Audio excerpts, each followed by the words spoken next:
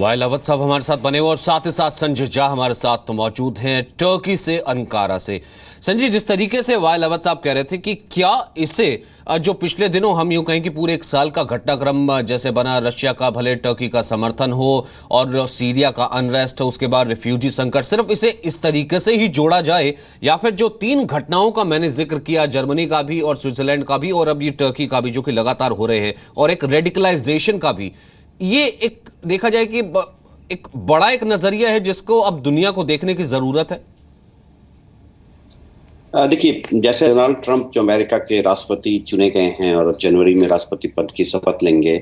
उन्होंने भी कहा कि दुनिया को निश्चित तौर पे एक देखना चाहिए। मुझे जर्मनी की घटना के बारे में ज्यादा जानकारी नहीं है और ज्यूरिख के बारे में, लेकिन यहाँ मैं कह सकता हूँ कि एक रेडिकलाइजेशन ऐसा कुछ नहीं है।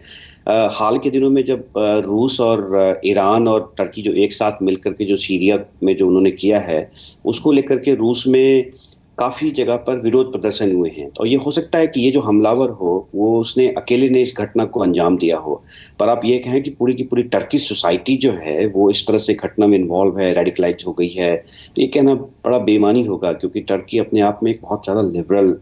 सोसाइटी है और जो कि सीरिया उनके पास में है, तो जहाँ वहाँ जो कुछ भी होता है उसका असर यहाँ भी पड़ता है। और ये जो सीरिया क्राइसिस में जो तुर्की के जो अभी जो स्टैंड है, जो राष्ट्रपति ने जो स्टैंड लिया है रशिया के साथ मिलकर के, ईरान के साथ मिलकर के, उससे ऐसा प्रतीत होता है कि एक बड़ा एक तबका जो है वो रूस की सीरिया में हो रही कार्रवाई से नाराज है। आपने देखा कि अलेप्पो में जो बॉम्बिंग हो रही है उसको लेकर के भी जो एक ये तबका है वो कई जगह विरोध प्रदर्शन कर रहा है। तो और टर्की के अंदर भी आप देखिए एक फैक्शन है जो कि अमेरिका में गुलेन नाम रहते हैं। तो इस घटना के तुरंत बाद तुर्की के अधिकारियों ने कहा कि उनका हो सकता है कि इसमें मिलीभगत हो और उनके कहने से ये घटना हुई हो। जी, और वाइल अवध साहब, अगर यही सवाल मैं आपसे जानना चाहूँ,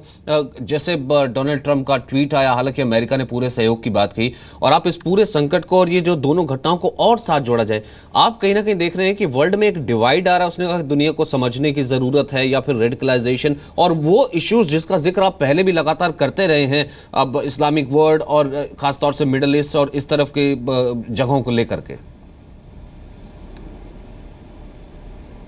वो खुद डोनाल्ड ट्रंप खुद बताते, जब तक उनकी इलेक्शन हो रहा है, वो खुद कह रहे हैं ये अमेरिकन फॉरेन पॉलिसी में misconduct in the Arab world उन्होंने खुद ख़राब कर दिया था। उन्होंने खुद नाम भी दे दिया था, हिलरी क्लिंटन का, जॉर्ज डब्ल्यू बुश में इराक में गया था, लीबिया भी है, यमन का, सीरिया का, सब जगह जिस अमेरिकन इराक में जिस जगह अमेरिकन में गया था पूरा ख़राब हो गया। इसलिए वहाँ पर अभी जो इंस्टेबिलिटी है, जो अरब मुल्क में, जो सेक्युलर देश में जो पूरा तोड़ दिया था, ये उसके लिए इस्लामोफोबिया भी, यूरोपियन और सारी दुनिया में इस्लामोफोबिया भी आ गया। दूसरी बात है जो सबसे इंपॉर्टेंट में, अभी जो यहाँ पर जो आपकी क्लिप आ गया था, ये क्लिप कहाँ से आया, जो ये टेररिस्ट जो मार दिया था, ये